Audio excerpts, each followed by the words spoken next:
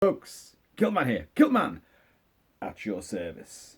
Kilt-Man surrounded by a plethora of fairy fiends. As you can see up there, a little smorgasbord of fangs and fare.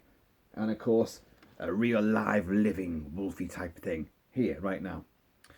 Now, yeah, I'm in a different location. I'm doing these. I'm kind of, jacking things up a little bit by just having little weird, different lighting, different locations, just anything to try and radically shake things up a bit. Now, this little video here is about not a film, although films do come into it, not a soundtrack as such, but a book. It's a book. Not any old book, it's this book here. Look at this. Look at this tome which arrived today. This is the Dark Heart of Cinema Frightfest Guide to Werewolf Movies by a guy called Gavin Baddeley. Now, I've been aware of these books for a little while now. A magazine I get, a horror film magazine I get called The Dark Side. Obviously always seems to plug these they do a Frightfest down in London, and these books do appear to be some kind of offshoot from that. They are by FABPRESS. Well, half my audience has just gone already. Well, I'm saying that she's actually going to get some toys out now and probably start flinging ridiculous things, chewy bones and stuff like, and squeaky pigs. So if things start flying around, you'll know what's going on. It's a husky dog at play. But yeah, so this guy, David Baddeley, apparently Gavin Baddeley, I do apologise there, is a self-confessed massive werewolf movie devotee. Now, you guys know that werewolves are without doubt the thing that floats my boat. I love werewolves, If I could be any creature at all, other than, a Kilt-Man, I'd be a wolf man. Some would say I'm already halfway there, as it is, but, anyway. But this, can you hear that? That's the dog clattering down the stairs now. She's just gone down 2 flights of stairs down to the ground floor of Kilt Mansions. You just can't get the audience these days, can you? Anyway, this is quite it's 240 pages of lavishly illustrated. I will show you some pictures, in more depth and clarity in a bit. But basically, it's a little resume of hundreds and hundreds of werewolf movies. Some are kind of offshoots, like The Wolves of Wall Street really isn't a werewolf movie. In subtext maybe, but you've got all the favourites: American Werewolf, The Howling, and all its offshoots. The Underworld series, Wolf Cop, Company of Wolves. Just Wolfen. Everything else is in here, plus all the old vintage Universal horror movies, of which a lycanthropic character would appear. You've got a foreword by Neil Marshall, who of course did Dog Soldiers, that gloriously sort of blackly comic and yet ferocious Squaddies versus there's a bit of Sean Connery coming back there, because it is set in Scotland, versus werewolves. Yes, Miss Money Penny. There is Neil Marshall himself. Nice picture of him there. And of course he's gone on to do a lot of things. Sadly he did Hellboy, which came out last year, 2019's revamped Hellboy. But he did a load of episodes of Game of Thrones, some of the best episodes of Game of Thrones. And he did The Descent, which is just a marvellous, marvellous movie. Look at this. Opening. Oliver Reed as Leon, the afflicted Leon, in Hammer's lavish Curse of the Werewolf. Glorious. Now, there's quite an introduction to this. I think it's a 4-part introduction, which is giving a resume of what, werewolves are, werewolves in folklore, werewolves in history, literature, and obviously their onset into the world of movies. And it's, as I say, lavishly illustrated. It's pretty in depth as well in this introduction. Now, I've not read the introduction, but it does go on a fair bit. And you've got old woodcuts and paintings. Anyone who's a fan of werewolves and mythology and that will have seen all these woodcuts and engravings and pictures before, and probably read some of the stories that he's coming out with here, and the whole fairy tale version, Little Red Riding Hood, which we all know is a werewolf story, of course. And then it would appear that he goes on to some notorious real-life werewolf killers who did a lot of, atrocities around the globe, but were attributed to sort of werewolf lycanthropic cannibalistic tendencies. And then, of course, he goes on to like how the themes in the movies, is it a metaphor for like women's burgeoning sexuality, as in Ginger Snaps and The Company of Wolves, that sort of thing, and the whole comedic aspect of it, their connection to werewolves, to vampires. Lon Chaney, of course, the Wolfman, classic Jack B. Pierce makeup, absolutely outstanding. And there's a nice bit here. This is Frankenstein meets the Wolfman. He begins to then, from the dawn of cinematic time, all the lycanthropic films up until the present day, or at least, until the book was published, obviously. Although he does mention that there's going to be a sequel to What We Do in the Shadows, Taika Waititi's classic Kiwi horror movie about vampires. But of course, the vampires, there's another gang, a gang of werewolves, and the sequel to What We Do in the Shadows is going to be the story of the werewolf, gang. But it starts off here. You got Frankenstein meets the Wolfman from 1943. I love that movie. Love it. Bela Lugosi plays, Frankenstein's monster, and of course, owing to a lot of fuck-ups with the script and rewrites and changes, the monster's actually supposed to be blind, and he's also he can no longer speak, which he could speak in a prior movie with Boris Karloff. So it doesn't make any sense. But the werewolf aspect of it, and it's definitely more of a werewolf film, a Wolfman movie, than it is a Frankenstein's monster movie, and he is outstanding. Now, in a nice little depiction here from the original artwork, you can see there, it actually says here that Lon Chaney will play the dual role, portraying the two most terrifying creatures of all time in a horror battle destined to rock every box office record of its kind. Because in a rather dizzy, stupid, but pure what would be clickbait now, the idea was that Lon Chaney, the son of Lon Chaney Sr., the man of 1,000 faces, was going to play both Frankenstein's monster and the Wolfman.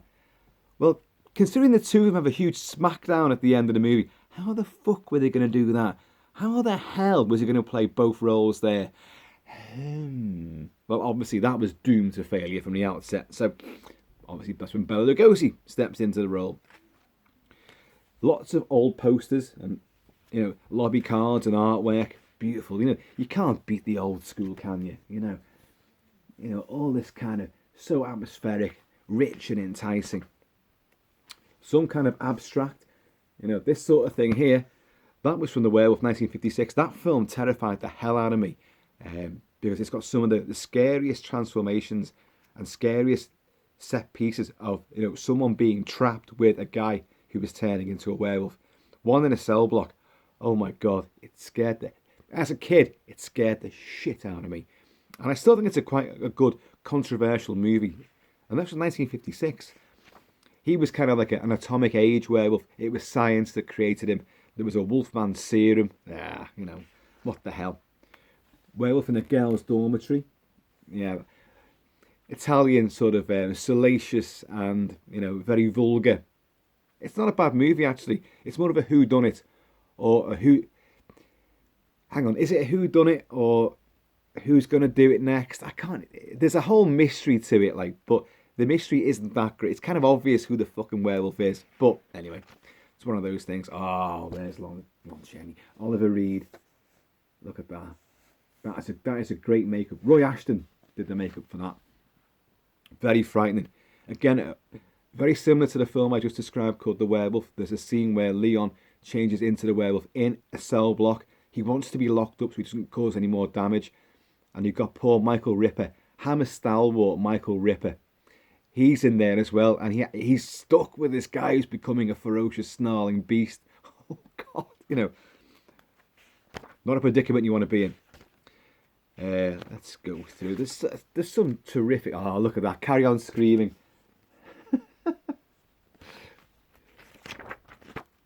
Frying tonight, of course. A lot of foreign movies are here. A lot of Italian stuff. A lot of Mexican stuff, and of course Spanish, because you had the great Paul Naschy Paul Naschy saw Frankenstein meets the Wolfman, and watching the Wolfman transform in the hospital bed near the start of the movie, because he snuck into the cinema to see it, he was smitten by the Wolfman. So he would play the Wolfman, Voldemar Daninsky, I think was the Wolfman's name, in a massive series of movies that he made. And he was quite a rotund little paella eating fella, so he was a bit of a chubby Wolfman, but he was great. He loved that role. He made, like Lon Chaney Jr. always said, that the Wolfman, Larry Talbot, was always his favourite character, his signature role, the one he made his own. Paul Naschy, who played vampires and demons and other bloody creatures and that, and heroes and knights and warriors, but the Wolfman, Voldemar Daninsky, became his signature role. Werewolves on Wheels, Moon of the Wolf. See, it's a TV movies. That's actually quite a good movie, that Moon of the Wolf. Again, it's a bit of a whodunit sort of thing, and it's stricken by TV constraints, but it is spectacularly eerie, and it does build some suspense. What else have we got? Come on, The Boy Who Cried Werewolf. The Beast Must Die. Oh, now I have reviewed that. If you guys care to go back, about 18 months or so, in the annals of the Kilt-Man YouTube channel, you'll find a big review of The Beast Must Die, and I fucking love it. I always said, if I ever had the chance to remake a movie myself and do a new script for it and direct it or even star in it, but certainly get it off the ground with my new slant on it, it would be that, The Beast Must Die. I've always said that. So that is ripe for a remake. Scream of the Wolf, that's another TV one. Legend of the Werewolf, that's a great one as well. The Werewolf and the Yeti, that's a Paul Naschy one. Wolfman, American Werewolf in London. And he is over there. I don't know if you can see him there. One of the Nightmare Wolves is there as well. I've got all the masks from that. You guys have seen them before. Wolfen, fabulous movie. The Howling. Now, although in that particular shot there, the Eddie Quist werewolf in that particular sequence looks a bit like Hartley Hare from the TV show, the kids' TV show Pipkins. You remember that? Hartley Hare looked, like that, but it looked like he'd been covered in jizz. He was a Hartley Hare. He was a hare, a rabbity type thing. And you could see the wires on him, and his buck teeth and all this, but he was slimy. It looked like he'd been jizzed upon by 1,000 salacious dwarfs. Anyway, what else have we got here? More Spanish ones. The Company of Wolves. Fantastic. Some of the effects weren't so great. That particular bit there where the wolf comes out of the mouth of the human host. Nice idea, but the effects weren't the best.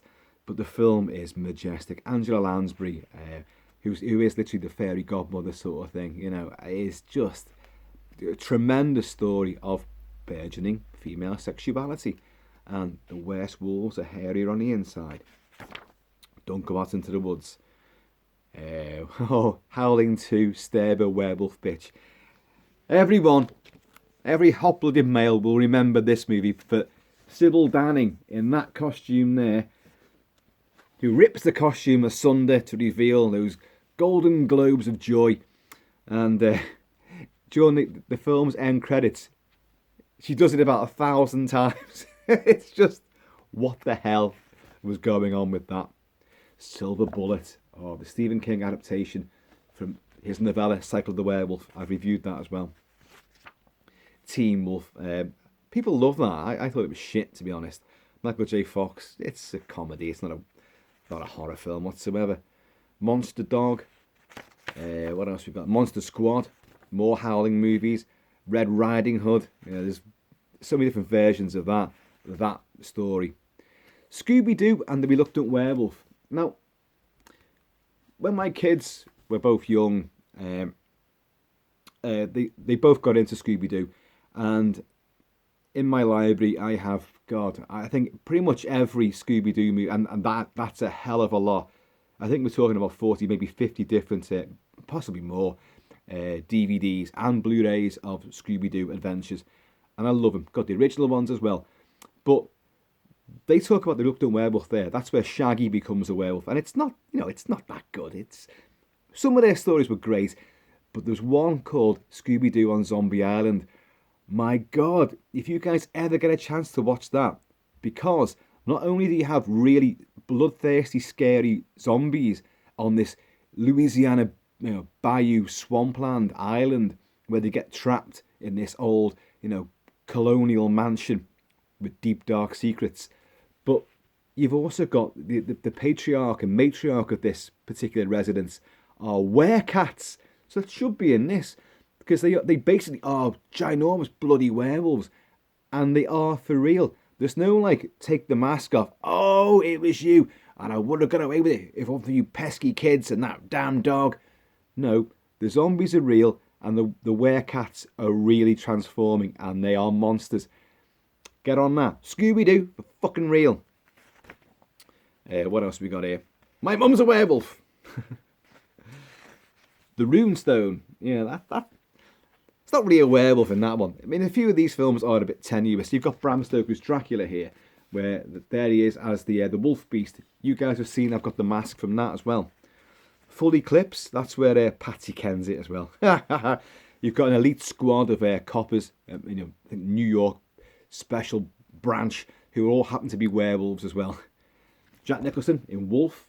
Yeah, I've reviewed that as well. What else have we got? Project Metal Beast, an American Werewolf in Paris. We will not talk about that pile of shite. Ginger Snaps, actually quite good. Let down by some rather povey effects, but a likeable story. Brotherhood of the Wolf. Well, you can't really see much of that there. Now, that's a film I've not really covered, but I fully intend to. It's one of my favourite films of all time, telling a version of the true story of the Beast of Gavaudan, which was rural France, wrought havoc. A giant wolf-type beast which killed, some rumours say 100, some say 400, mainly women and children. The King of France diverted armies and money and finances to try to track down this beast.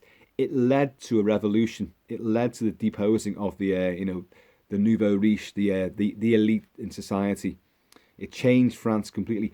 Now, so you have conspiracy theories as to was this beast used just to try to, destroy the monarchy and change, French politics, because it bloody well worked. But the film by Christophe Gans, with the awesome Marc Dacascos playing the sort of Native American Indian who's partnered with Fronsac, who's the king's sort of zoologist, and these two got to track down this beast and solve the mystery. It combines horror, period drama, thriller, police procedural, detective noir, and martial arts. Yeah, it's got everything, and I fucking adore that movie. Way recommend it. It's not a werewolf film, I hasten to add. There is a monster type creature in it, but it's not a werewolf. Dog Soldiers, of course, yeah. Wolves of Wall Street. The Underworld series is here. More Ginger Snaps. Harry Potter. Roma Santa, that's a lot of bollocks, that. Tomb of the Werewolf. Van Helsing. Oh, the great Hugh Jackman. Come on now. Stephen Sommers, who'd done The Mummy and The Mummy Returns. And then he did Van Helsing. And basically, he was so enamoured by the Universal Monster Mashes that he wanted to do his own, up-tempo, roller coaster, thrill ride of a movie with every monster under the sun, werewolves, vampires, Frankenstein's monster, little wizened dwarves, and, all fucking sorts of things going on. But sadly, too much CGI. And Quasimodo was in there as well. Was it Quasimodo? Yeah, it was, yeah. Oh, Jekyll and Hyde, Mr. Hyde was in it. Everything was in there, and it was just too much. Dracula was there. It was too much in the end.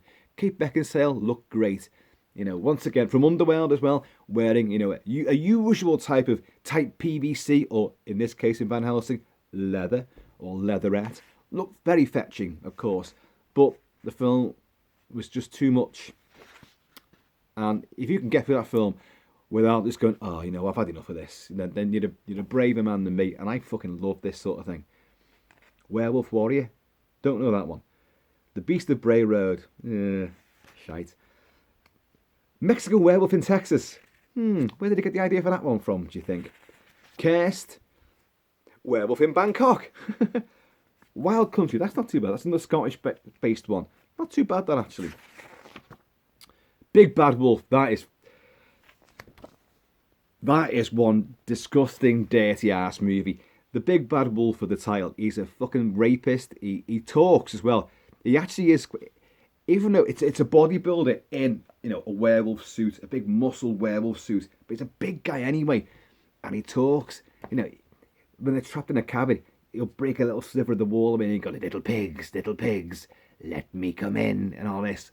And there's one particular sequence, I shouldn't be laughing because it's really in poor taste, where he rapes a victim. He does that quite a bit, actually. He rapes this poor girl in a cabin, and I think her boyfriend comes in and he goes, she's a virgin, and he's going, not anymore. Shouldn't laugh, but it is in very staggeringly vulgar poor taste. It's not a good film, but hey, it is what it is.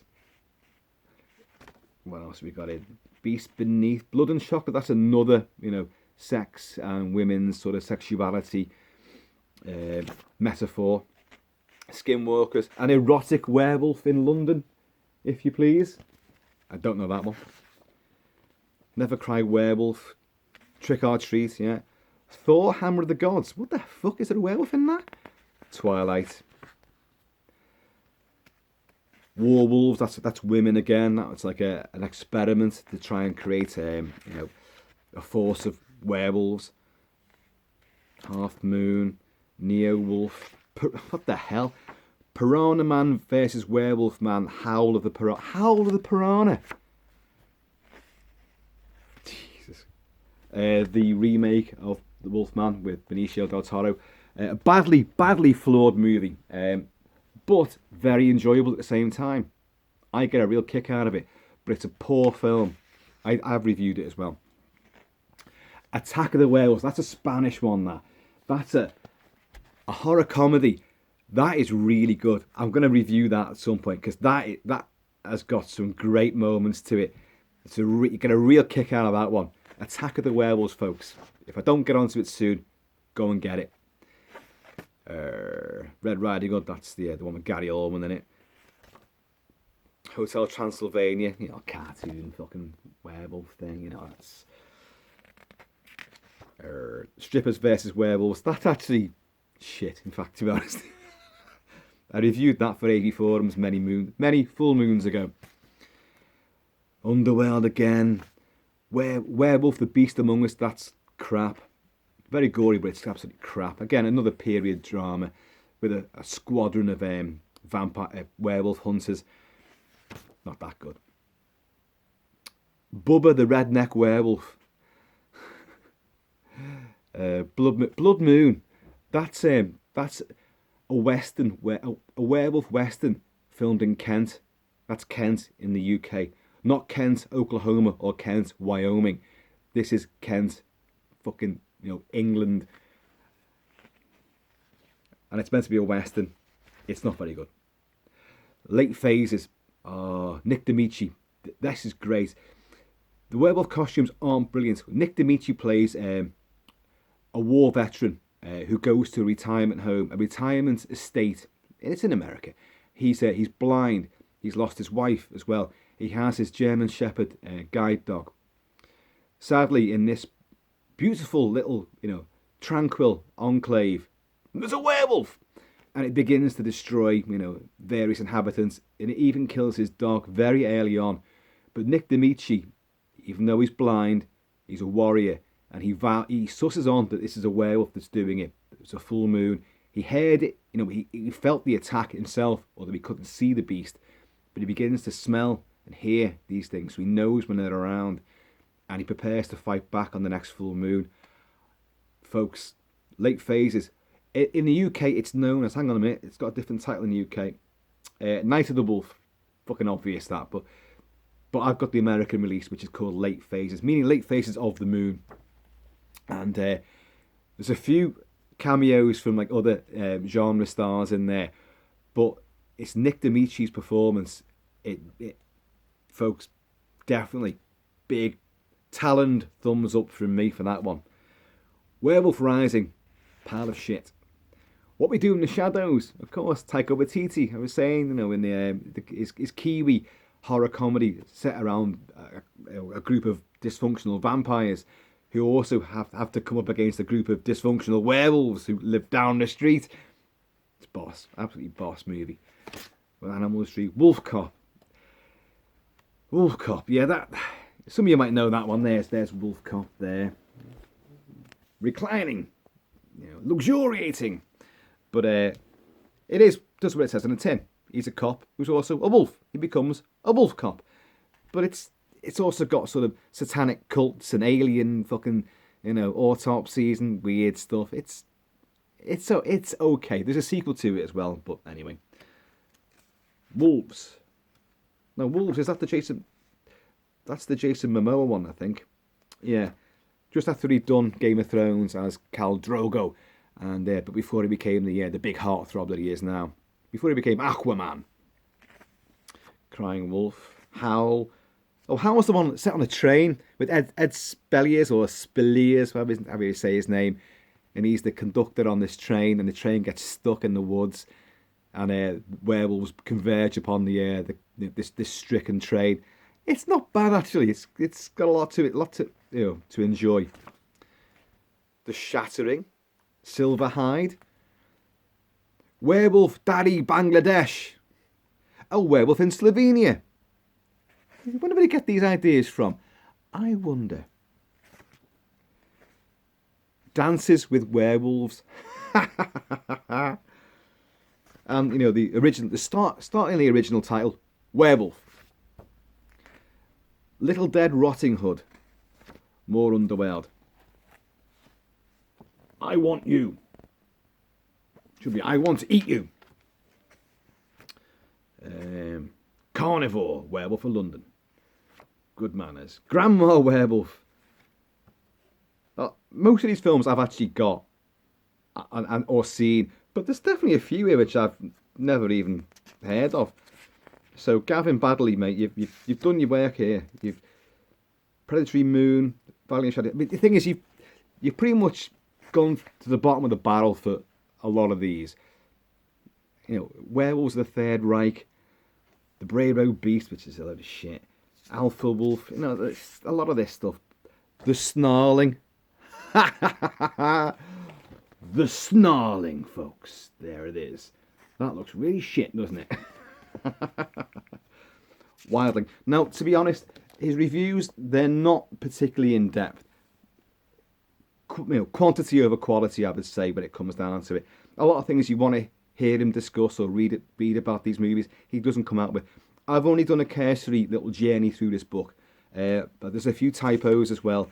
I wouldn't put that down to Gavin Baddeley. It's just FABPRESS. And there's actually other books. I've come to the end of this. There's other books in this series. We have. Let's have a look. This is the fourth one. This is the latest one, the newest one. You've got exploitation movies, monster movies, and ghost movies. But you know what? For what that is, I got that from Amazon. Is there a price on the back of this? UK price is $15.99. US price $24.95. Now, I got that for £11 from Amazon. I bought it yesterday. It arrived today. So, there you go. Plugging the book there for FABPRESS and Gavin Baddeley. I say a few little typos there, but nice big introduction, some glorious pictures and artwork, and it's one of those little tomes that, I put it beside the bed and I can't sleep tonight. What am I going to do? Ignore the wife, obviously. I'm never that hungry. I'll just dig into this, put the bedside lamp on, and let's just investigate some wolfiness. And that's the kind of movie book that I love. Little bite-sized chunks of dialogue and stuff, but great pictures to feast your eyes on. So folks, there you go. That is The Dark Heart of Cinema, Frightfest Guide, Werewolf Movies. There you go. And that is the original American Werewolf artwork, which really doesn't go, does it, when you think about it? The original poster was that sort of slinky red crimson wolf. He doesn't look anything like that in the movie, does he? And there you have, obviously, a full moon, and you have Company of Wolves there. Folks, that'll do for now. Be cool. Be hairy. Be hungry. Beware. And I'm going to see you all later. Beware the moon.